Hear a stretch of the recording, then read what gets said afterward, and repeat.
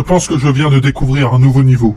Il ne ressemble vraiment à rien de ce qui figure dans la base de données du MEG, ni à quoi que ce soit que j'ai déjà vu. On dirait que le premier emplacement disponible est le 32. Alors c'est comme ça que j'appellerai cet endroit. Ce qui en ferait le 32e, le 33e niveau. J'oublie toujours que le niveau 0 perturbe complètement le système de numérotation. Bref, ça ressemble à un ensemble de grandes villes, un peu comme le niveau 11. Mais celui-ci est habité, pas par des humains, mais par des entités. Il y a aussi des humains, de vrais humains partout. Mais il y a également des facings, mais ils ont l'air inoffensifs, même des enfants en facing. Ils se comportent comme des humains normaux. Certains promènent même des chiens, même si vu d'ici, ça pourrait tout aussi bien être des Hans.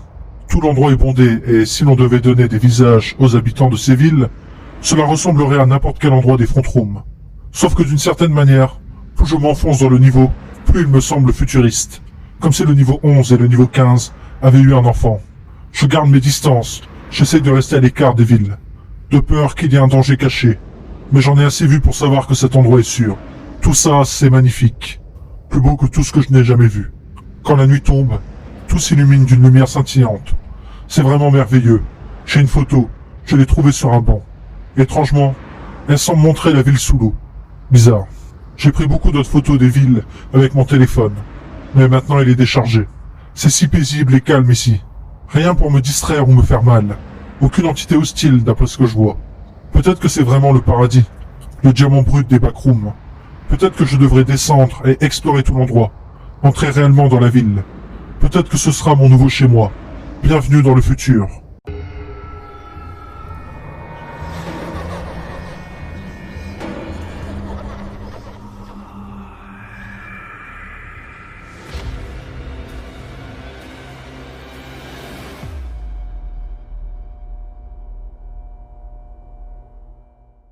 Le niveau 32 est le 33e niveau des backrooms.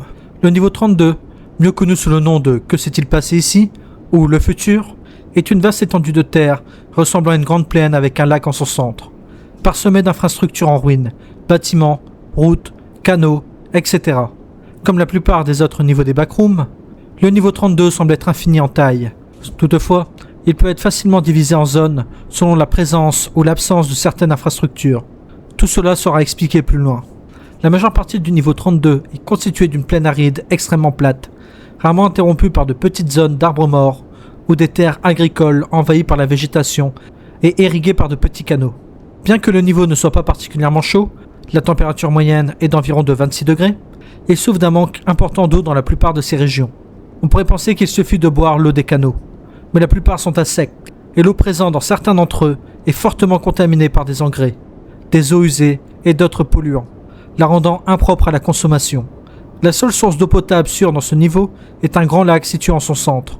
La nourriture est assez difficile à trouver ici, et se présente souvent sous une forme de conserve récupérée dans les bâtiments disséminés à travers le niveau.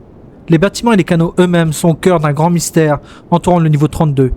Alors que la plupart des niveaux comportant ce type d'infrastructures sont chaotiques et organisés de manière incohérente, les infrastructures du niveau 32 sont extrêmement ordonnées, malgré leur état de dégradation, sans aucune anomalie, contrairement au niveau 11, et conçues de manière logique. Par conséquent, beaucoup ont émis l'hypothèse que le niveau 32 était autrefois habité par des humains ou par une autre espèce, qui aurait construit ces infrastructures avant d'abandonner le niveau ou de disparaître. Cependant, aucune trace de ces bâtisseurs n'a jamais été retrouvée. Le niveau possède un cycle jour-nuit avec des étoiles très similaires à celui des Frontrooms, ainsi qu'un cycle météorologique comparable. Cependant, la pluie tombe rarement. Les nuages passent simplement dessus. Peu importe leur obscurité apparente, le niveau est extrêmement sec, bien que de rares journées humides puissent survenir. Ce qui va suivre est un rapport détaillé des zones, élaboré sur des années de recherche au sein du niveau 32. La zone 1, le lac, est au centre du niveau 32 et ressemble à un lac ordinaire que l'on pourrait trouver sur Terre, rempli d'eau douce classique et entouré de plages de sable.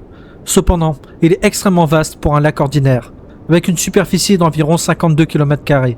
Il est globalement circulaire et certains de ses rives, notamment celles où se trouvent des villes, comportent des quais en béton s'avançant dans l'eau, ainsi que des digues et des structures apparemment conçues pour atténuer les vagues avant qu'elles n'atteignent le rivage. Fait intéressant, les vagues du lac sont bien trop faibles pour justifier la présence de telles structures. Fait notable, plus on s'enfonce dans le lac depuis n'importe quelle direction, plus la profondeur augmente.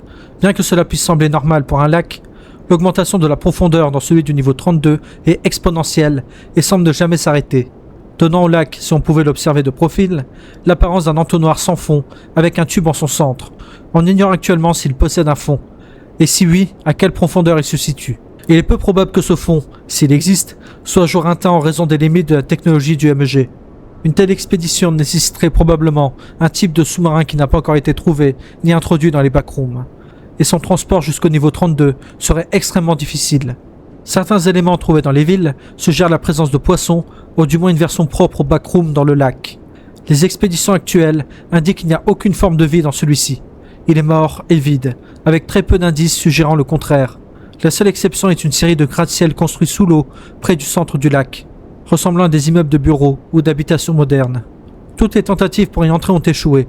On ne sait que très peu de choses à leur sujet, de quoi ils sont faits, comment ils ont été construits et pourquoi, ou même leur hauteur. Le fond du lac semble être principalement composé de pierres, d'argile et de sable, avec ce qui ressemble à des morceaux de métal dispersés un peu partout. Beaucoup d'entre eux apparaissent comme des pépites presque pures, ce qui est déjà rare en soi, rendant leur abondance ici intrigante. On y trouve également de grandes plaques, des poutres en I, ce qui semble être des coques de bateaux, et d'autres éléments éparpillés sur le fond. Leur origine est inconnue, bien que l'on pense qu'ils ne font pas partie de l'état naturel du niveau, car le fond du lac semble perturbé autour de ces objets. La zone 2, comprise entre le lac et une distance d'environ 8 km autour de celui-ci, constitue essentiellement une immense métropole, bien que l'on puisse distinguer des divisions entre ces différentes parties. Entièrement abandonnées, d'immenses gratte-ciel vides percent le ciel. La plupart dépassent les 100 étages. Des magasins vides bordent les rues. Toutefois, beaucoup semblent avoir été laissés en plein fonctionnement, avec par exemple de la nourriture avariée encore posée sur les comptoirs. Fait intéressant, le nom de nombreux magasins, restaurants et autres commerces semblent être des versions corrompues ou des copies exactes d'enseignes des front rooms. Par exemple, nous avons des restaurants nommés Subway avec un I à la place de l'Y, Taco Bell sans S à la fin du taco, et Nald McDonald. Les gratte-ciel ressemblent à ceux que l'on trouve actuellement dans les front rooms, notamment en Amérique du Nord, sans être des copies exactes. Beaucoup sont simplement construits dans des styles similaires, tandis que d'autres sont presque identiques à certains gratte-ciel des front rooms. À un détail notable, l'organisation des villes, quant à elle, est frappante de ressemblance avec celle de grandes villes nord-américaines comme Chicago, New York, Los Angeles, Détroit et San Francisco. Bien qu'il ne s'agisse pas de copies exactes, bien que les villes puissent paraître globalement intactes de l'extérieur, leur état de délabrement devient évident une fois à l'intérieur. Les bâtiments présentent souvent des murs et des plafonds effondrés, et de grands tas de débris sont fréquents. La plupart des fenêtres sont brisées, et les routes sont parsemées de nids de poules. Par conséquent, il est recommandé de ne pas entrer dans les bâtiments des villes, en raison du risque d'effondrement. On ignore si les villes ont déjà été habitées, bien qu'elles semblent abandonnées depuis très longtemps, voire depuis leur création, quelle que soit sa nature, qu'elles soient construites par une entité ou des backrooms elles-mêmes. Des documents et des objets retrouvés sur place suggèrent qu'elles ont autrefois abrité une importante population humaine, d'entités, voire même les deux. La première mention documentée du niveau 32 indique par ailleurs que les villes étaient habitées lors de leur découverte par des humains et des festlings. Cependant, au moment où une autre personne est arrivée dans le niveau, les villes étaient déjà dans leur état actuel. Les villes sont constituées par des canaux qui prennent leur source dans le lac et serpentent à travers celle-ci, comme le reste des infrastructures. Ils semblent construits avec des parois et des fonds en béton, bien que ce béton soit en train de se dégrader. Il est possible que ces canaux soient simplement des rivières canalisées, mais cette hypothèse est peu probable, car ils sont droits ou presque parfaitement courbés sur la majeure partie de leur longueur. Bien que les canaux semblent conçus pour transporter de grandes quantités d'eau, ils sont pour la plupart vides ou à sec, souvent parce qu'ils sont obstrués près de leur source par des débris ou des barrages. L'eau qui y subsiste a une couleur verte trouble et est fortement polluée, notamment par des engrais et des eaux usées. On y trouve fréquemment des déchets ou des voitures abandonnées, la plupart ne semblant pas avoir été touchées depuis des années. Un fait intéressant est que les canaux semblent avoir été conçus pour évacuer l'eau du lac, plutôt que pour y conduire. Certains continuent d'ailleurs à fonctionner ainsi, bien que leur niveau d'eau ne soit pas beaucoup plus élevé que celui des autres. Cela suggère que le lac est en train d'être vidé par les canaux. Pourtant, l'absence de marque indiquant un ancien niveau d'eau plus élevé, comme une ligne de rivage visible, suggère le contraire. En effet, des calculs basés sur le nombre de canaux reliés au lac et sur la quantité d'eau qu'ils devraient pouvoir transporter, sans tenir en compte de leur courant ni de leur longueur inconnue, indiquent que le niveau de l'eau devrait bien être plus bas qu'il ne l'est réellement. Des recherches supplémentaires sont nécessaires à ce sujet. La troisième et dernière grande zone du niveau 32 est la région située au-delà des villes, qui ressemble à une zone rurale pouvant facilement rappeler le Midwest des États-Unis. La majeure partie de cette zone est constituée de plaines vides et sèches, ainsi que de territoires agricoles envahis par la végétation, parfois interrompus par des bosquets d'arbres morts et des bâtiments en ruine. C'est la seule zone où une forme de vie non humaine est confirmée. De grandes plantes semblables à de l'herbe couvrant les plaines, ainsi qu'une plante ressemblant au blé dans les champs abandonnés.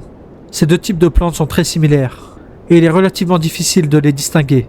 Les canaux provenant des villes s'étendant jusqu'à cette région, mais ils perdent leurs parois en béton et prennent un aspect plus naturel, semblable à celui des rivières. Ils restent en grande partie rectilignes, avec quelques courbes.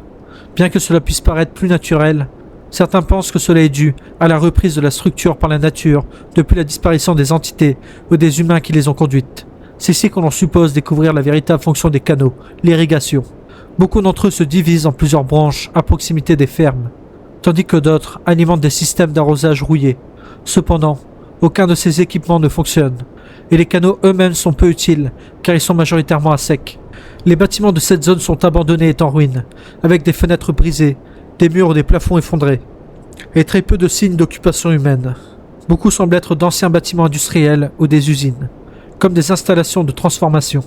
Des silos parsèment également le paysage, mais des céréales qui auraient pu être stockées ont disparu ou se décomposent depuis longtemps. De petites villes désertes peuvent être trouvées dans toute la périphérie, toutes abandonnées depuis très longtemps.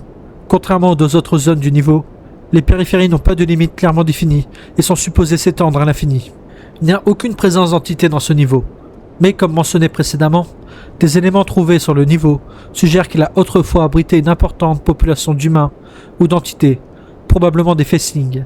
Mais le niveau est actuellement dépourvu de toute forme de vie, à l'exception de ceux qui y entrent et des plantes présentes dans les périphéries. Il y a cependant une colonie dans ce niveau, connue de ses habitants sous le nom de village numéro 32. Initialement créée comme une base pour les expéditions du MEG, elle s'est depuis développée avec l'arrivée de nouveaux vagabonds et compte désormais environ 50 habitants. Comme le nom le suggère, elle se situe dans une ville, plus précisément sur les rives du lac. Bien qu'elle puisse être difficile à trouver, certaines cartes du niveau existent et peuvent faciliter la navigation. Entrer dans le niveau 32 semble être en grande partie aléatoire, avec des portes situées dans de nombreux niveaux, notamment le niveau 1, le niveau 130 et le niveau 11 qui y mènent. Fait notable, ces entrées sont stables, permettant à une personne d'emprunter la même porte qu'une autre pour accéder au niveau. On peut quitter le niveau 32 en entrant dans un bâtiment ressemblant à un asile dans les périphéries. Cela mène au niveau 16. Une autre méthode pour quitter le niveau est fortement déconseillée. Pénétrer dans un groupe de bâtiments légèrement abandonnés à l'aspect dystopique permet de se retrouver dans l'une des villes du niveau 41. Revenir par le chemin emprunté est possible, mais cela fonctionne plus rarement.